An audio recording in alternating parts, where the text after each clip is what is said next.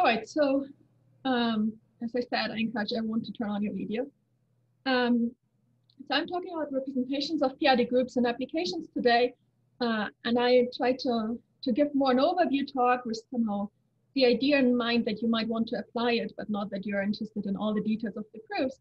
But I'm very happy to meet with everyone afterwards digitally, so far only via Zoom, unfortunately, to talk about the details if you're interested in them. And so also, if you attended my postdoc talk, whenever it was, I don't manage to keep track of time anymore, you will see that, of course, some of the things reappear here. But hopefully I'll give some more details here. This is a much longer talk. All right, so let's begin the story. So the setup is that we work with a non-Archimedean local field F. So F is a finite extension of QP, or the rho series over a finite field. F contains a ring of integer O and a maximal ideal P, and I denote the residue field by FQ. And then the main object of interest for us today is G, which is the connected reductive group over this local field. So for example, GLN or SLN, or those matrices that preserve in their product SON of determinant 1, or those matrices that preserve a symplectic form, or one of the exceptional groups, whichever you like. So if you're not that familiar with reductive groups, just think of one of these groups here and you should get the main message out of it. But if you like reductive groups, just think of the most crazy example you can think of. All right, and what's the motivation? So the long-term goal for a lot of mathematicians is that we want to construct all the representations of this group G, and we focus on the irreducible ones, so the building blocks, and the representation that I'm interested in have either complex coefficients, or they might have FL bar coefficients where L is a prime number different from P. So either complex, either characteristic 0 coefficients, or characteristic L coefficients, mod L coefficients. And I look at the smooth representations. So these are all the representations for which the stabilizer of every vector contains an open subgroup. So this group G, which I call a p-adic group, which is a reductive group over one of these non-Archimedean local fields. It has a topology coming from the local field. And so we can talk about open subgroups. And we want every vector to be stabilized by an open subgroup. So that means the representation we work with, it's usually infinite dimensional, but it's still somehow something manageable. It's not too wide, not too crazy. So we get a reasonable category that we can work with. And so why do we care about this? We care about, some people care about it because there are lots of applications. So first of all, it's not surprising that there are applications to the representation theory of p-adic groups. So if you want to study, for example, the Hauer correspondence, or if you want to study distinction, so that means you want to restrict the representation to a subgroup and then determine if it contains a trivial representation or not. Or if you want to calculate the Harish-Chandra character of these representations. For all these questions, it's useful to know how to write down such a representation, how to construct it. And so basically all the results we know nowadays rely on explicitly writing down these representations. There are also applications to an explicit local Lagrange correspondence. So if you want to start with the representation of a p-adic group and associate to it a Galois representation, and if you want to do this explicitly, you somehow need to know how these representations look like. So you need to be able to write them down to then explicitly write down a Lagrange parameter for them. So for that, we also need to know how to write them down, how to construct them. There are also applications to automorphic forms. The one result is the result of Shin that I'm going to talk about towards the end of this talk, or the second half of that talk. And we prove that arbitrary automorphic forms are congruent to particularly nice automorphic forms, those that are supercuspidal at a prime, and those that are easier to work with geometrically. And that then in turn has application, for example, to the global Lagrange correspondence.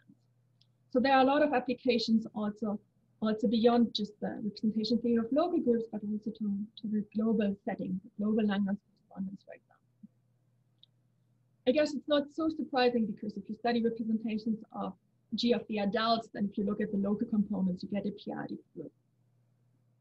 There are also applications to p-adic automorphic forms, the p-adic Lagrange correspondence. There are even applications to the mirror symmetry conjecture. And I put a ... here because I hope there will be more applications.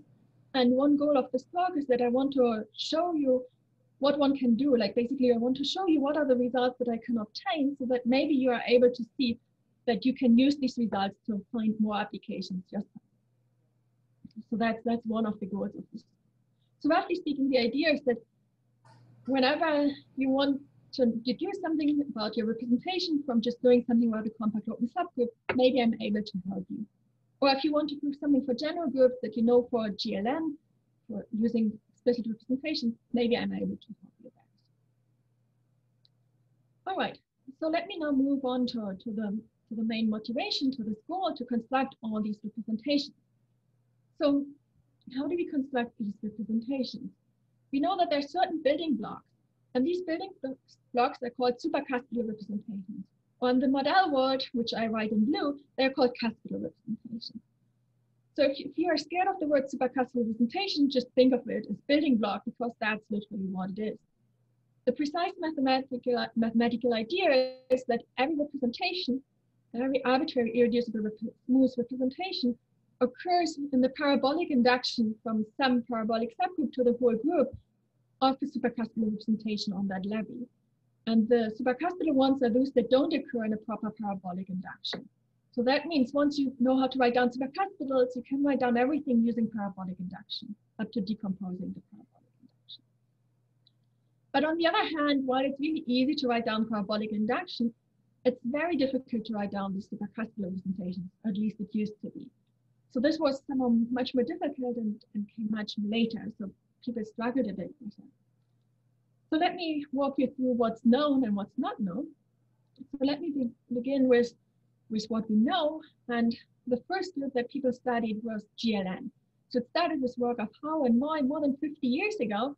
And they tried to write down these mysterious supercuspidal representations.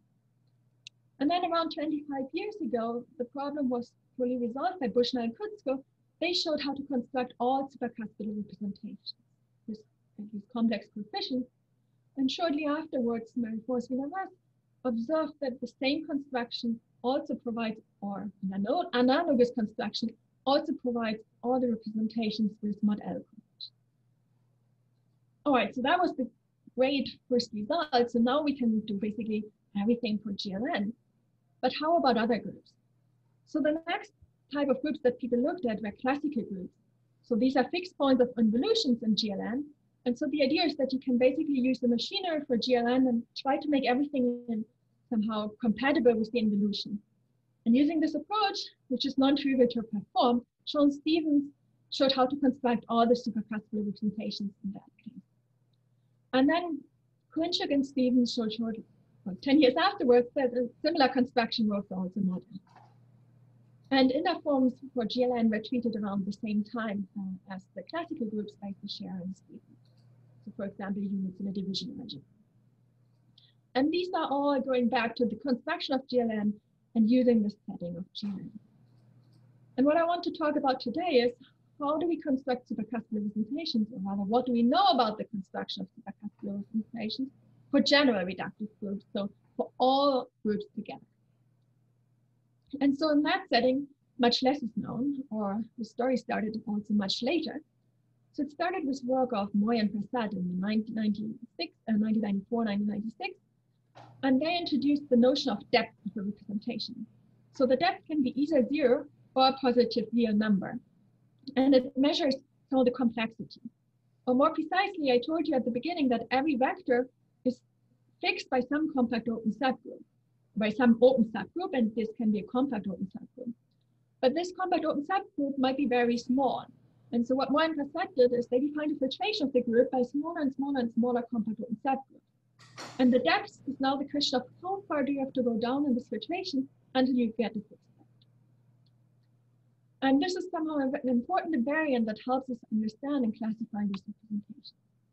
And what I want to draw is the picture of what we know, and I want to draw the prime number in this direction because some results depend on the prime number p, so on the residue field characters. And so what Moy and Prasad did, and what also Morris did roughly around the same time using a slightly different approaches, to study all these depth 0 representations. And they showed that the depth 0 representation correspond to representation of finite groups of each type. So once you understand that, you understand also the depth 0 representation, which of course in itself is a difficult problem. Was studied by Lin and Lustig and a lot of people. Apologies, can you repeat once more the notion of the depth? Sure.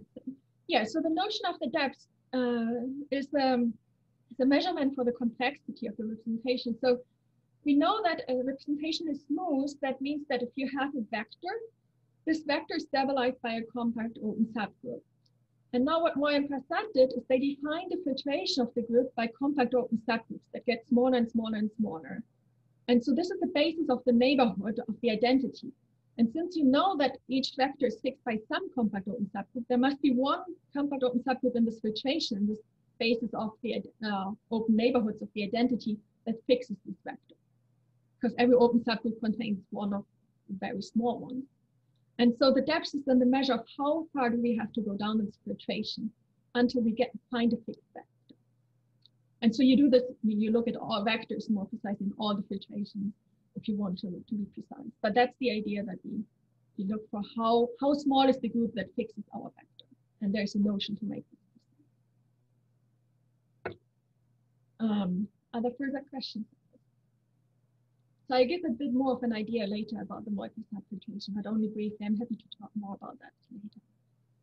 So then the next question is now, how do we get representations that have positive depths, so that are down here?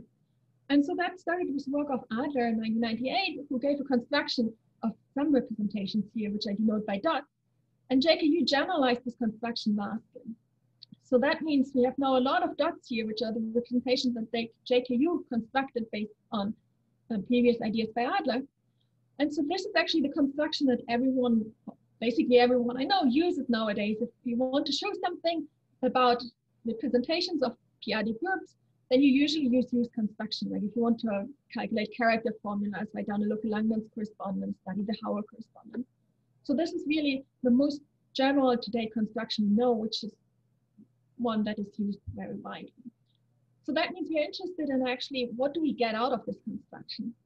And Julie Kim proved in 2007 that if the prime number p is very large, and if the characteristic of the local field is 0, so if we work with a finite extension of QP, then we get exhaustion in this region. So under these two assumptions, the prime large and the characteristic of the local field equals 0, we get everything from JKU's construction. And that means if you want to prove something about an arbitrary supercuspidal representation, you can work with JKU's construction, which is rather explicit. But so then you might wonder, okay, what happens in the region where we don't know anything? So it continued with some work by Vida and Yu in 2014, where they constructed some representation that are surrounded by yellow dots here. And the representations they constructed are representations that have so-called smallest positive depth. And these representations were called epipelagic representations by Vida and Yu. Chris Margarita told me that he thinks of a representation as a fish that swims in an ocean. So it's one of these weird creatures here that they try to find.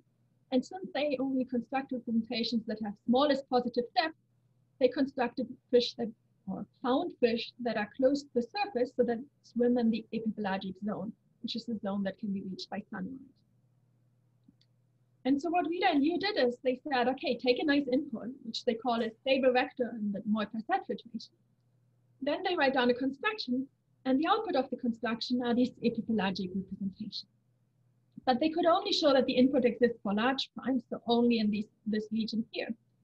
And what I did, partially in joint work with Beth Romano in the special cases, that we showed that this input for the construction exists also for small primes, p, whenever it exists for large primes. And that means we get new representations here. So these new representations, these yellow dots here, they are actually genuinely new representations that were not constructed by JKU before.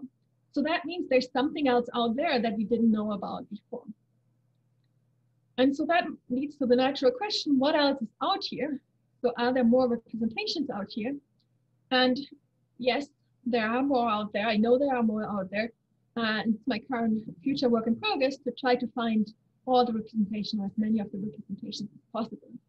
But that's a huge project and will still take me some time, so I can't talk about it yet, unfortunately. What I want to talk about, on the other hand, is what can we do with JKU's construction? How far is it exhaustive? Can we do better than what Julie Kim did? And then I want to tell you some applications of this and some recent developments. And so you might have observed already that I've drawn a lot of blue dots here. So maybe there's just a condition that P is large, not very large, in which we get exhaustion. And of course, I wouldn't draw it if it's not true. So we have a region here where we get exhaustion. So P only has to be large, not very large.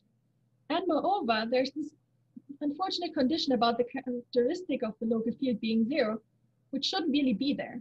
So I also remove this condition here. So the theorem is the following. So to state it more precisely, I assume that the group G splits over a tame extension of the field F. So what does it mean? So for example, if you work with the units in a division algebra, they become isomorphic to GLN over some extension, and you want this extension to be a tame extension. For units in division algebras, that's always the case, but for more complicated groups, it might not be the case. And then I assume that P doesn't divide the order of the Weil group. What does this mean? So the order of the Weil group for GLN, it's just n factorial, so you exclude all the primes up to n. For classical groups in general, you just exclude basically all the primes up to n. And for exceptional groups, in the worst case, you exclude 2, 3, 5, and 7. And under these assumptions, use construction provides us with all supercuspidal representations. So that means what we prove for use construction now holds true for all supercuspidal representations. And moreover, I also proved that actually an analogous construction to use construction also yields all the cuspidal representations mod L under the same assumptions. So if you're interested in mod L representation theories, for example, if you want to study the local Langlands correspondence in families, you can use the same construction, and it's exhaustive as well under the same assumption.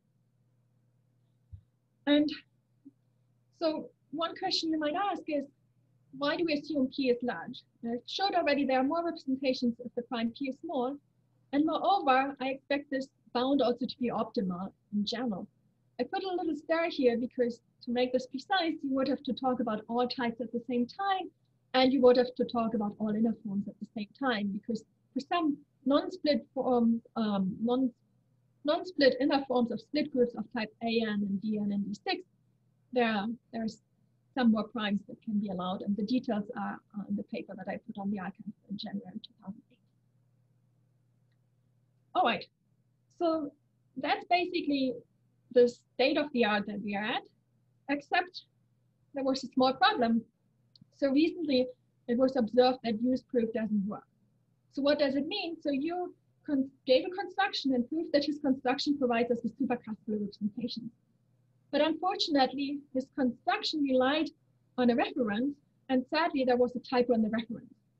So there was a ±1 that was missing in the reference. It was from the old days, I think mathematicians hand wrote their papers, gave it to a secretary who typed it, and they must have omitted, someone must have omitted a ±1. And if you put the ±1 in, not only does the proof break down, but moreover, there exists a counterexample to the key ingredient in use proof. So the key ingredient of use proof, I wrote it down here, it's proposition 14.1 and theory of 14.2. I don't expect you to know what these propositions are, just in case you're interested in. These are statements about the dimension of spaces of intertriners. And they just break down, so there are counterexamples. So unfortunately, that means the proof is written down doesn't work. But what I showed, nevertheless, is that use construction still gives us supercuspidal representations. And what I did is basically to replace the second half of JKU's proof, the second half of his 40-page paper, with just 3 pages that circumvent the usage of these intertwining. There's another fix that I like to talk about a bit later in this talk. But before I do this, I would like to show you how some of these representations look like. So this is now the state of the art, and I want to first give you an idea of how we construct these representations, so that if you leave this talk, you'll have at least seen one of the supercuspidal representations. All right. So let me see, are there any questions? So how do we construct these representations? So there's a folklore conjecture that all these representations arise in a 2-step process. So the first step is that you construct a representation rho K of a compact open subgroup. And then the second step is that you compactly induce this. So you build a representation of the whole group G from this representation rho K of a compact open subgroup K inside G. So for example, you establish a representation of and choose EP and say SN QP, and then you do the second step, which is compact induction, which is something well known. So the tricky part is to do the first step properly so that the second step yields supercuspidal representation. And so what I want to do is now give you an explicit example. So let's take the group SL2 over your favorite field, and let's take as compact open subgroup all the matrices of the following form, which have 1 plus P, so 1 plus the maximal ideal on the diagonal, P in the upper right corner, O, the ring of integers in the lower right corner, and that have determinant 1. And then we add in center plus minus 1 just for technicality. And now what I need to do is give you a compact, so I gave you a compact open subgroup, so what I have to do now is give you a representation of this compact open subgroup, which I denote rho k. And I want to provide you with a one-dimensional representation. So a map from this compact open subgroup to GL1 of C, or in other words, just to C star, so just the character. Now, how do we do this? We take first this plus minus 1 just to 1. You could also take it to the same sign character if you like, it doesn't matter.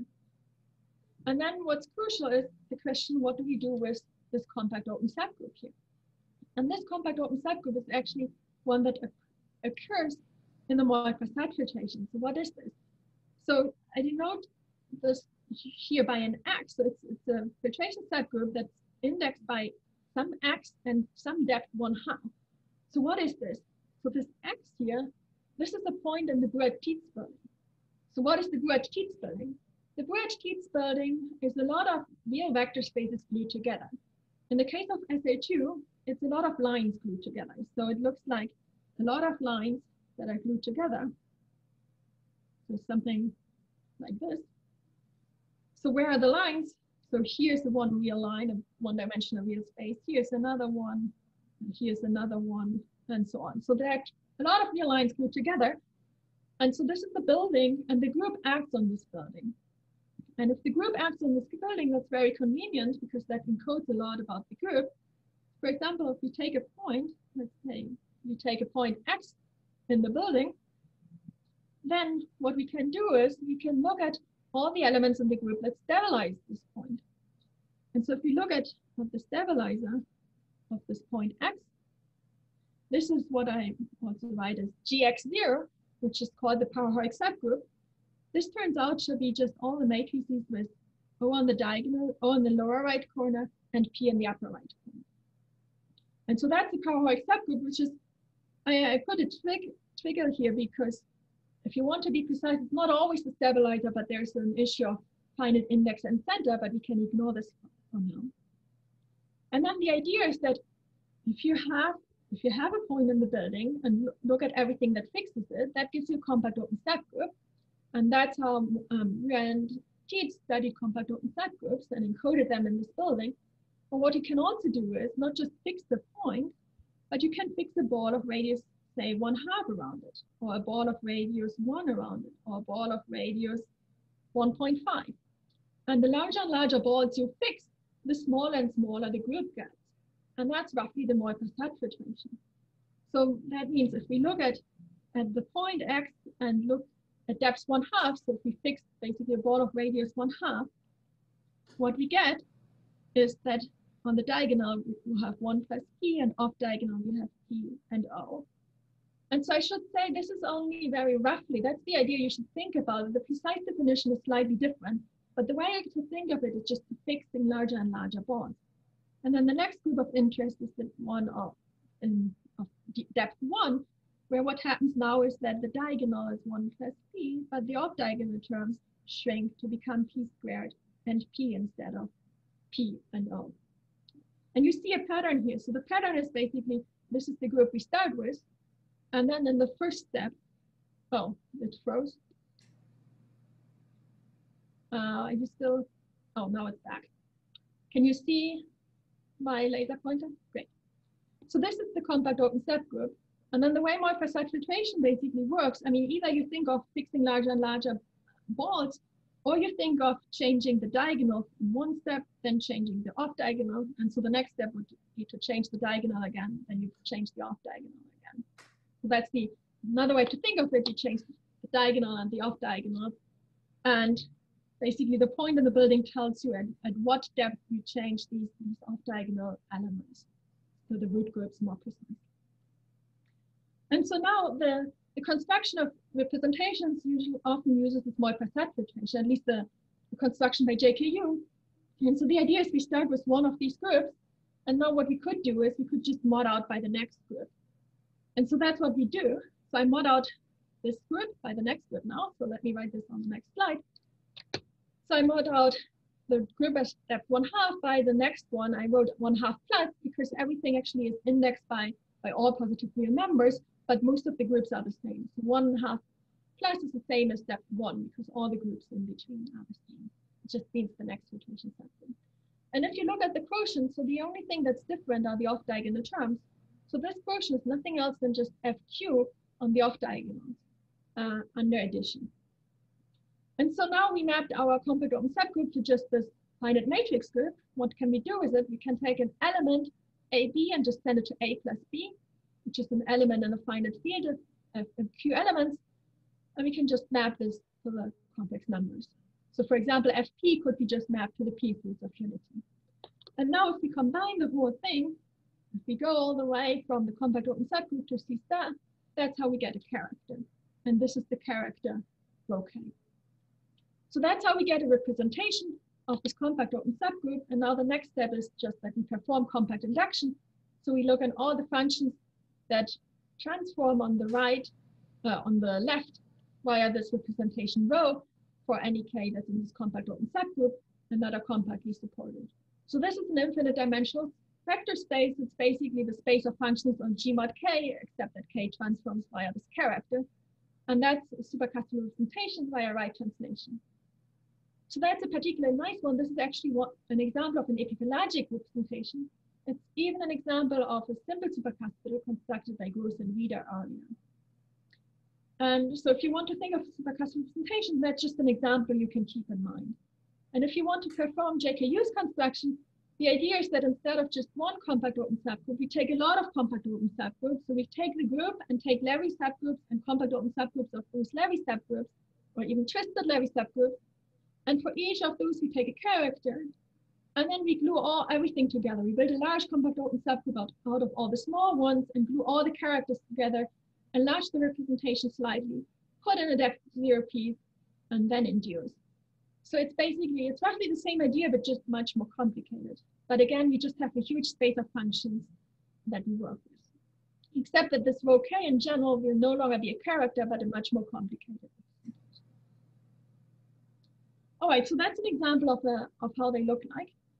And so the idea is that even though JKU's proof seems not to work anymore because of the typo, his construction still works. And all these supercuspidal representations are of this form that you compactly induce from a compact open subgroup, a representation or compact mod center subgroup representation that JKU constructed. So I call it rho KU. Unfortunately, I said that this proposition 14.1 and 14.2 hold no longer true, sadly. So I provided a counterexample for this.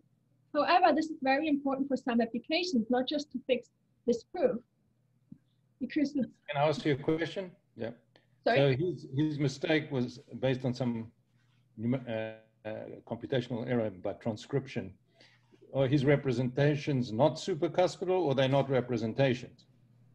Oh, so his representation, I proved that his representations are supercuspidal. So he gave a construction of some representations, which are representations. The proof was wrong.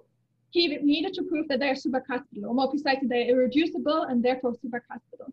But this proof broke down because of the ±1 that was missing. So I showed it's still true, but his original proof doesn't. Okay, sorry, I misunderstood. Thanks. So, I mean, now we don't have to work. So people were very worried because everyone used this construction assuming that the representations are supercuspidal. If they weren't supercuspidal, there would be some complicated mess that we aren't really interested in because people wanted to show results about supercuspidal representation. I'm just clarifying, his construction was fine, it's just the proof was wrong. Yes, correct. His construction was fine. We just didn't know anymore if it was fine or not. But the proof relied on a wrong statement, therefore the proof broke down. But so another way to fix this proof actually is I said that the mistake was that there was a ±1 missing in the reference. So all that was the problem was just the ±1.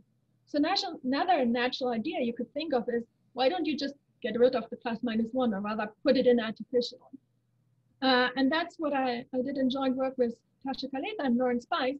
So we actually proved, which is not as easy as it sounds, we proved that there exist the quadratic characters that map from this compact open subgroup to ±1, so that if we twist JKU's representation by this quadratic character, then this proposition 14.1 and theorem 14.2 holds true again. And that provides another alternative proof that use construction works.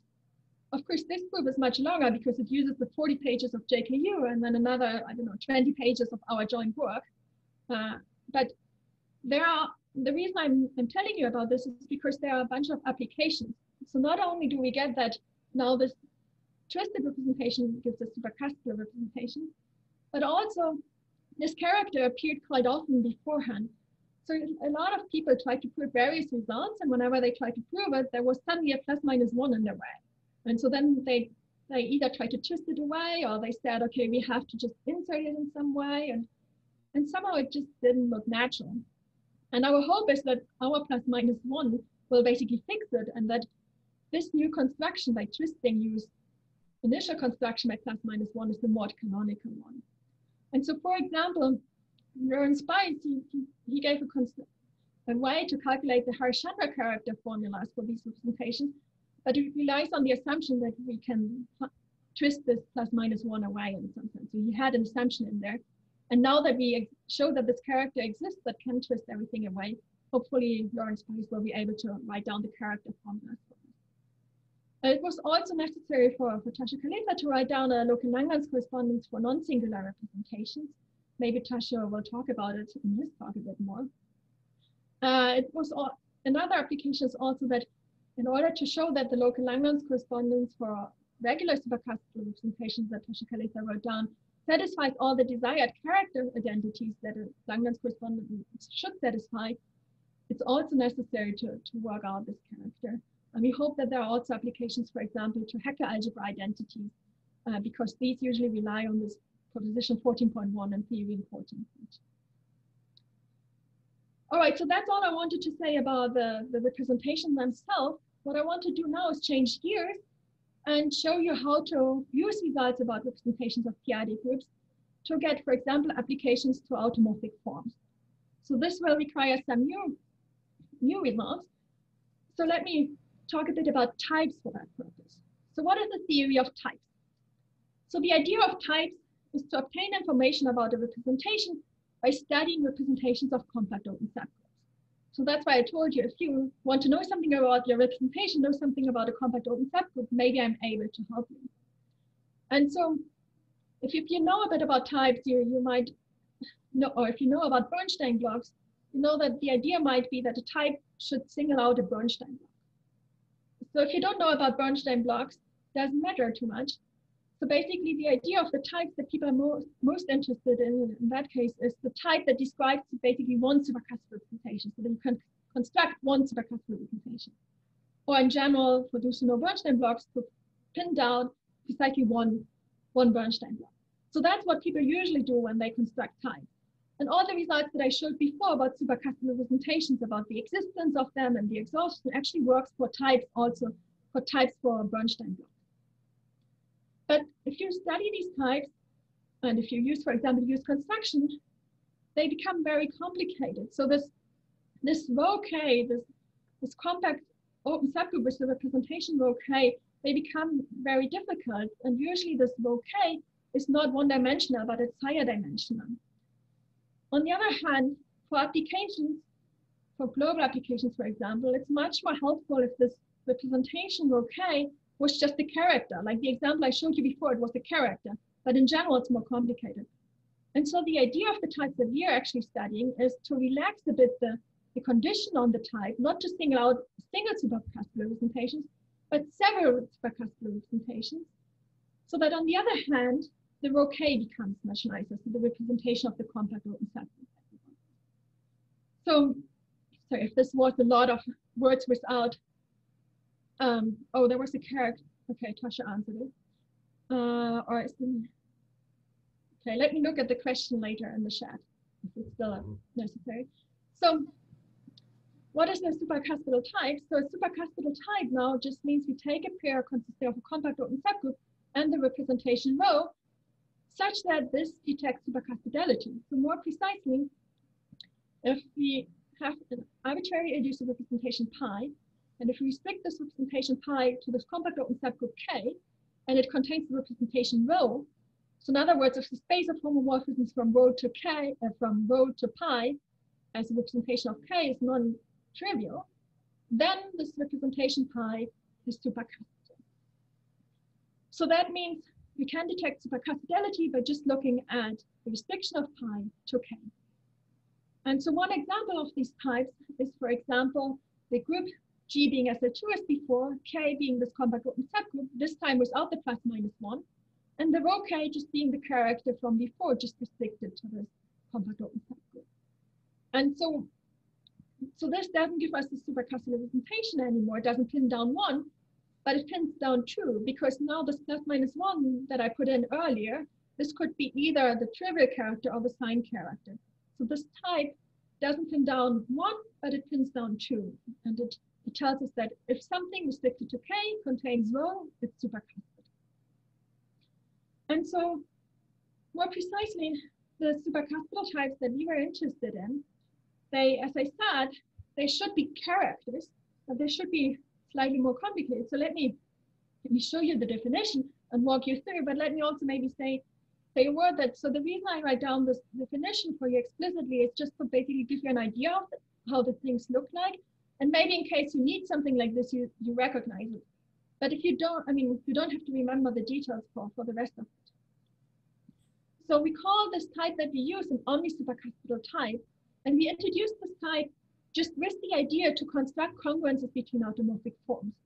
So it worked the other way around. So we had the idea that we want to produce congruences between automorphic forms. We had the global application in mind, and then we looked at what do we need to do locally. And so an Omni supercuspidal type is what is the resulting definition. And so an Omni supercuspidal type of level p to the m is now a pair consisting of a compact open subgroup U and a character lambda. But now this lambda is even slightly more interesting. It's not a character with complex values, but it's a map from this compact open subgroup to z mod p to the m. And so how do we get a type out of it? We get a type out of it by composing it with a non-trivial character from z mod p to the m to c star. And now the claim is that for this pair u lambda to be omni supercuspidal of level p to the m, an omni supercuspidal type of level p to the m, we want that this compact open subgroup U together with lambda composed with an arbitrary non-trivial character to the complex numbers is a supercuspidal type. So whatever non-trivial character you come up with, if you compose lambda with it, we want this resulting character on this compact open subgroup U to detect supercuspidal types. So this is even more than asking just for supercuspidal types above, because this psi might lose a lot of information. So it could send z mod p to the m just to the p's roots of unity. So it loses almost all the information. And still it should detect what is supercuspidal, if the representation is supercuspidal. And so this is, so as I said, this is a bit different spirit from what people usually do. People usually just use compact open subgroup K and this complicated representation rho K to pin down one. And now we relax the condition that we don't want one supercuspidal, but we just care about it being supercuspidal or not. But on the other hand, we impose the condition that we now have this lambda that we can compose with an arbitrary non-trivial character to get the supercuspidal type. And again, this is just made with the application in mind. And then, so the result is that, so I just moved the definition up for you. The result is that these exist. So more precisely, assume as before G splits over time extension, the characteristic of F has to be 0, because otherwise we don't get these omni supercuspidal types. And P should be greater than the Coxeter number, just for technicality. Then there exists a sequence, UM lambda M, such that these UM lambda M's, they are omni supercuspidal types of PM. And moreover, these UIs, they form a sequence of normal subgroups. And these subgroups become smaller and smaller and smaller and form a basis of open neighborhoods. And so this is an additional complication towards the regular types that we know. So the types that come from JKU, they are always large. They never form a basis of open neighborhoods. And we now prove that there are plenty of Omni supercuspidal types so that this compact open subgroup becomes smaller and smaller and smaller and smaller. And so why are we interested in that? It's because I said we want to construct congruences between arbitrary automorphic forms and automorphic forms that are particularly nice. And by particularly nice, I mean they're supercuspidal at some prime p. And if you want to work with arbitrary automorphic forms, you want to work with automorphic forms with arbitrary level. So that means you want the compact open subgroup to get as small as you like. So that's why, in some sense, these types are easier because they don't single out one supercuspidal. On the other hand, they're more difficult because we put a lot of more restrictions on how the type looks like. So this type looks much nicer than the other types you know. It's a character, or more precisely, it's this map to Z mod p to the m, and U, the compact open subgroup, becomes smaller and smaller and smaller. All right, and so why do we care about this result? That's because of the applications. So again, I just moved the result up. So the applications are, loosely speaking, that we obtain congruences between arbitrary algebraic automorphic forms and those that are supercuspidal at a prime p, at least for groups that are compact mod at the center at infinity. Another application is, so the following application. What's the meaning of algebraic? Sorry? What do you mean by algebraic automorphic forms?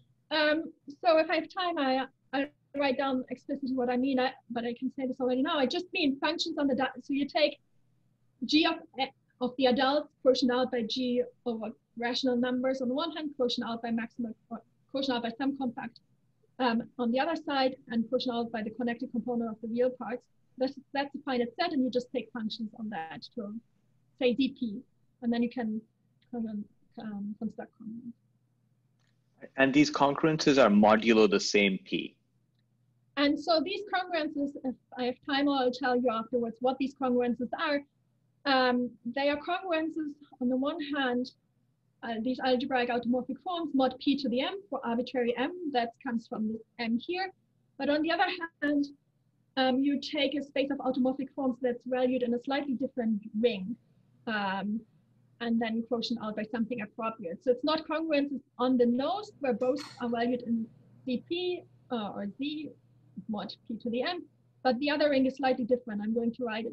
I can write it down. If I don't have time during the talk, I can write it down afterwards for you. But that's all that's needed in application. Yeah, that's a very good question.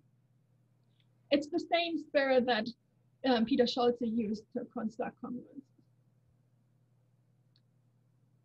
More questions at this point? All right, so the second application that might look a bit technical, so I'm writing it down for two purposes. On the one hand, I'm writing it down for those who can understand what it means. So let me just say it first. So the other application is that one can show that the classical automorphic forms with fixed weight that are supercuspidal at a prime p are dense in the spectrum of the Hacker algebra in the work of, in the idea of the completed cohomology by Emerton. And this is based on work by Emerton and Pashkunas. And so on one hand, this result is interesting. On the other hand, the reason I'm writing this down for everyone is also because the way this application arose is that Emerton and Pashkunas could prove the result for GLN. And then they attended a talk that I gave talking about the result with Dogushin. And then they observed that actually, basically what they did works also for general groups if we can just show the analog of GLN for general reductive groups, which we could prove.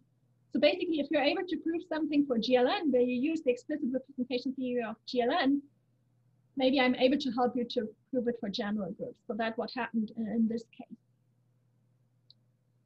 All right, so why do we care about this? So first of all, we might just care about it in its own interest, but also because this itself has done applications again. So in rough terms, the application is that we may assume that an automorphic form is supercuspidal at a prime p.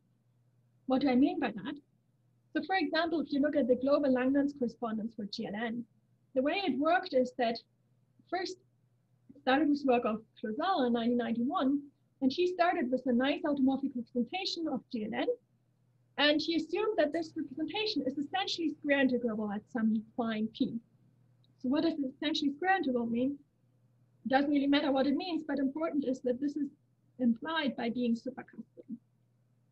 So basically, you can also assume that the representation is supercuspidal at a prime p. So if you look at the automorphic representation, so representation of GLN over the adults, and look at some prime and look at the representation there of the p-adic group, you assume it's supercuspidal for some prime. And then under this assumption, Clauzel constructed a Galois representation associated to it, p-adic Galois representation. So that's the global Langlands correspondence, the idea to associate to automorphic representation with Galois representation. And so what our result can yield, or also what the other application, one of the two, can provide is now that we can remove this assumption of the square integrability.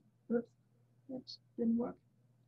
We can remove this assumption about it being square integrable or being supercuspidal at a prime by using these congruences between these forms and those that are, also between arbitrary forms and those that are supercuspidal. So I should say, of course, this is nothing new. So this result has been obtained earlier by Augustin himself, Clauzel, Harris, Labeste, and Chenevier and Harris, but they used very elaborate geometric and endoscopic arguments. So that used a lot of theory. Well, now what we did is we just proved something about representations of p-adic groups and just put this in, and then you suddenly get the same result. And so, of course, now in the case of GLN, we just reproved something that was already there. But our result, like our result here about the congruences, works for general reductive groups. And so the hope is that if we want to construct a global Langlands correspondence for more general groups, we can rely again on this result to reduce it to just study those automorphic representations that are supercuspidal at a prime, which makes the geometry much easier. All right, so I don't know if I'm supposed to stop or move on. So I could move on for 5 minutes and answer actually a question about the congruence, or I can stop. What's the norm?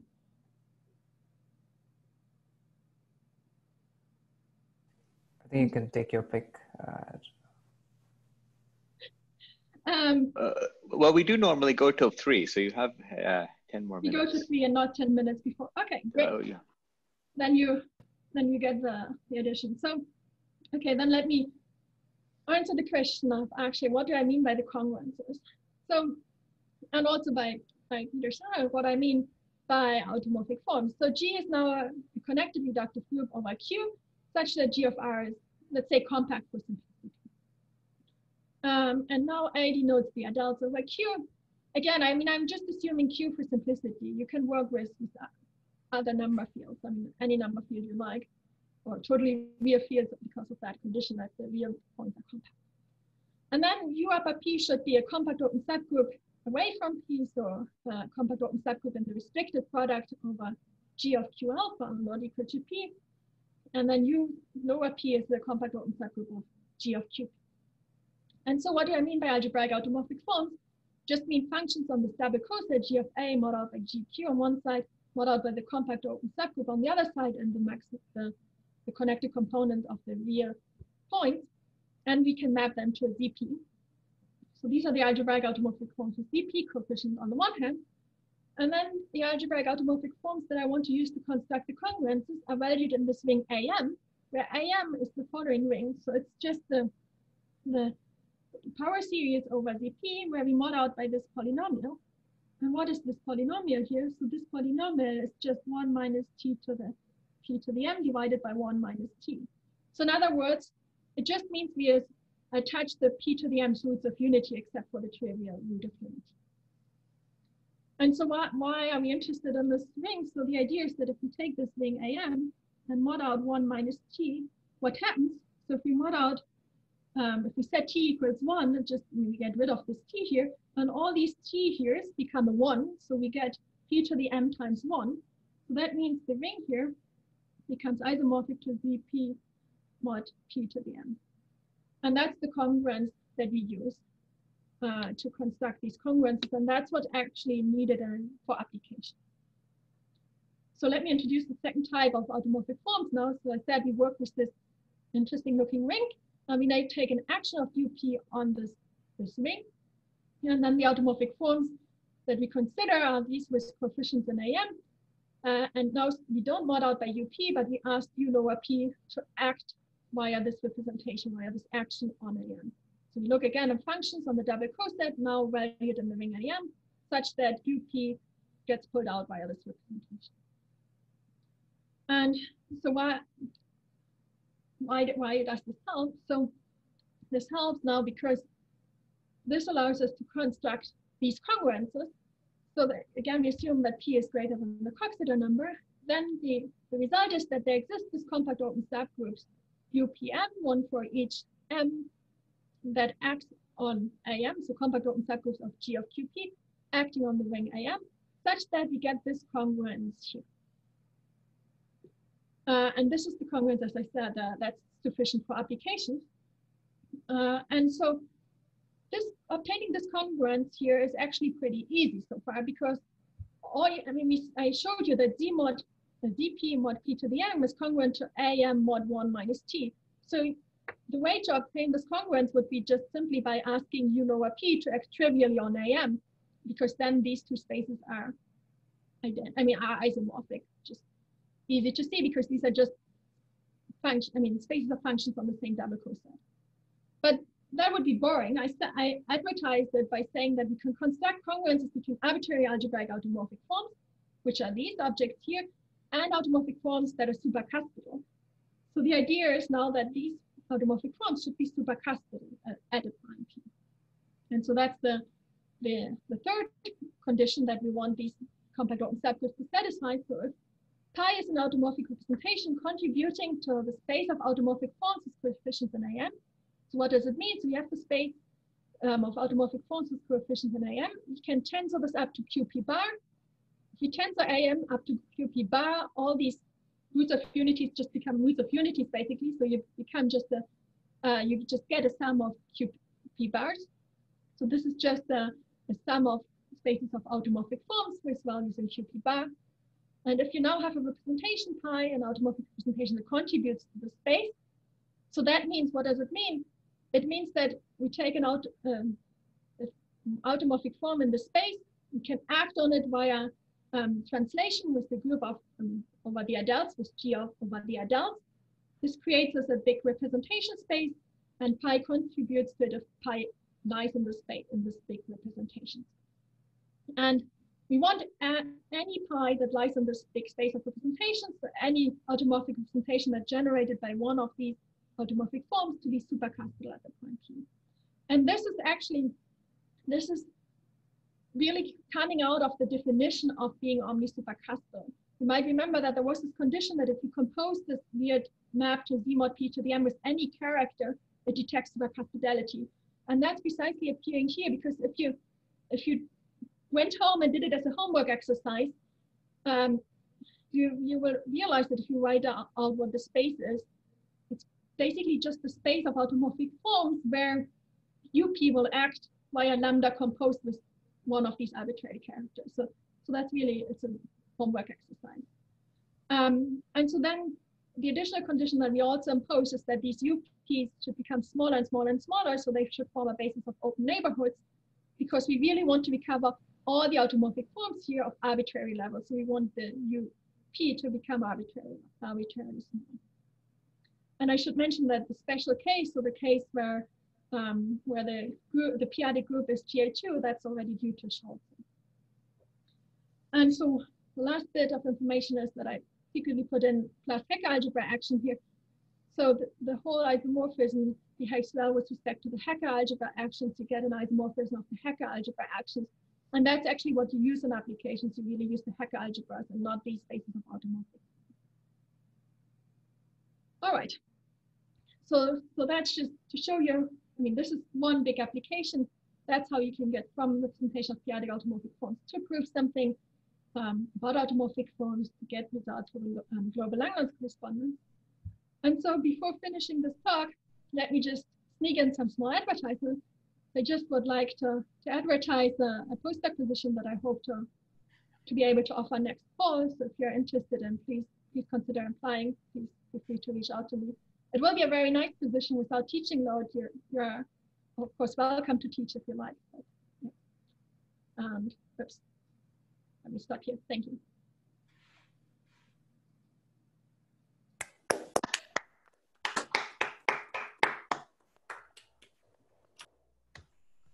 Any questions? Yes, I have a burning one. Can you say a word on how you show that you get, whenever you are able to prove that you exhaust all the supercuspidals, what the tool is there, and do you get a Plancherel formula? Sorry, can you repeat the question? If I You explained the construction, and then you explained a remarkable theorem that you can get, that you exhaust all the supercuspidals, that you pick them all up. So you have to somehow show that you pick them all up. And I'm asking, can you say a word about the tool which shows that you exhausted all of them, A? And B, when you do exhaust all of them, do you get a Plancherel formula? Can you expand a function on the group in L2 of the group in these representations, which is one way of showing you've picked them all up? Yeah, so, okay, let me start with your second question and reverse the things. Yeah. So we do have a Plancherel formula, and that's actually how Julie Kim proved the exhaustion for P very large. But this relied on all kinds of assumptions, because you go to the Lie algebra and to the exponential map. Okay, so that's when P is very large, right? And she does have a Plancherel formula there. Now, when P is so not her large, design was actually based on the Plancherel formula. So the Plancherel formula. Right. They're intimately connected to, I can't imagine any other way of showing you get all of them. That's why I'm asking you. Oh, so yeah, what I did was completely different. So basically what I do is I start off with the representation. So you give me your favorite supercuspidal representation. And what I do is to go reverse and try to extract the input for JKU's construction from it. So the way you can think of it, so first of all, the Moy-Prasad filtration gives you a way to find the depth. Right. So you can go down the Moy-Prasad filtration until you find the depth. And then you also get a so-called unrefined minimal K-type out of it, which is a character.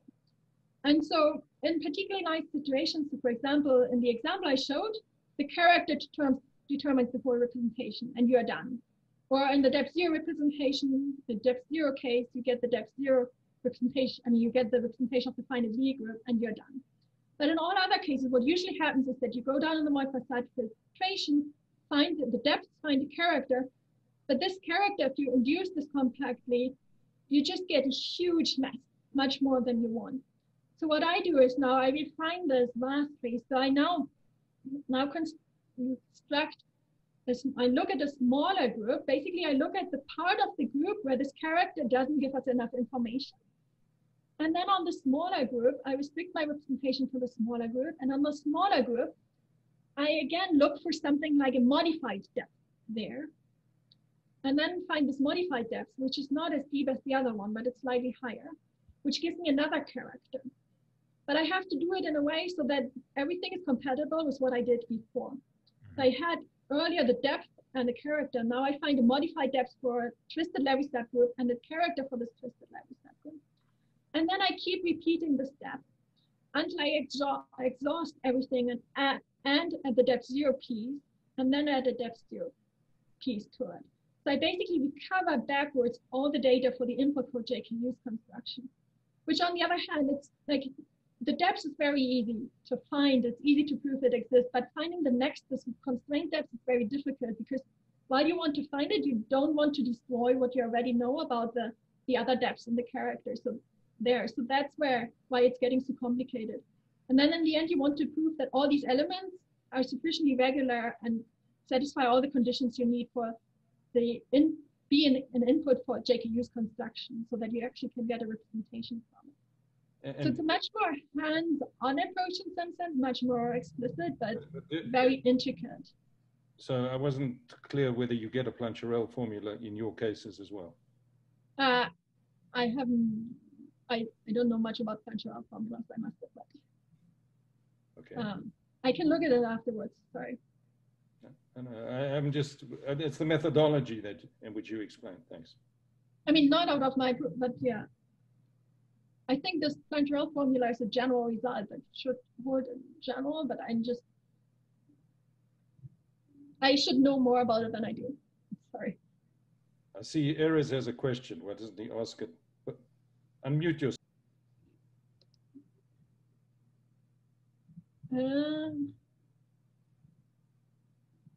Erez asked if we get all square integrable representations. we get all. Of course, that would have to appear in the plancher. I'm not sure what this refers to. Where should we get all square integral representation?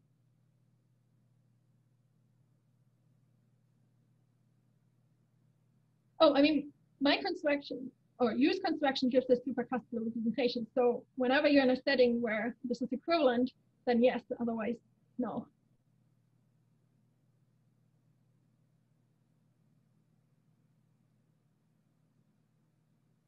Also, there might be experts in the audience who know more than me, so they're welcome to unmute themselves and add things to it.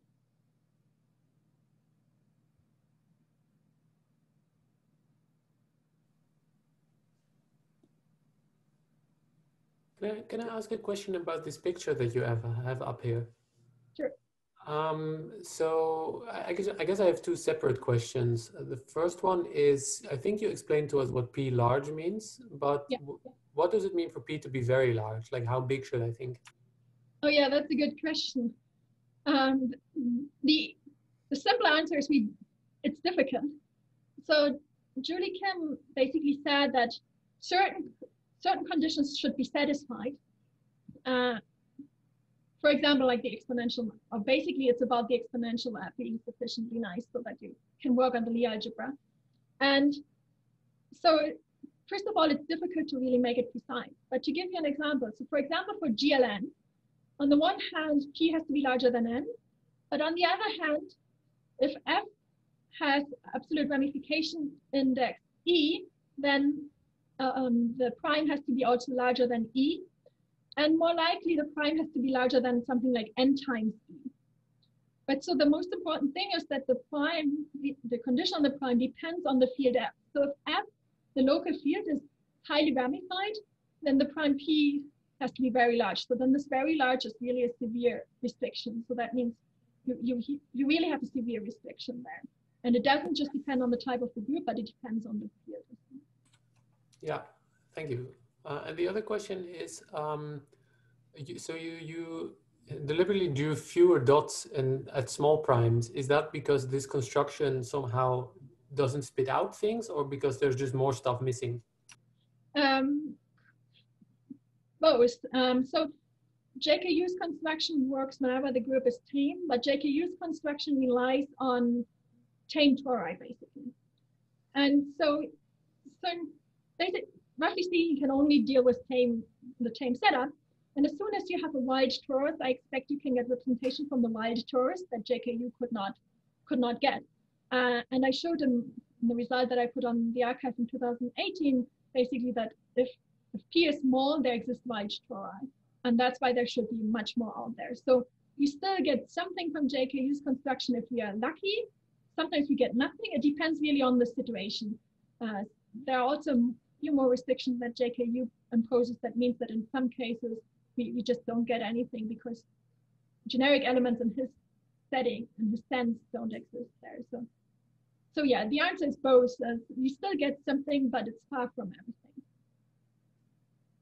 Thanks.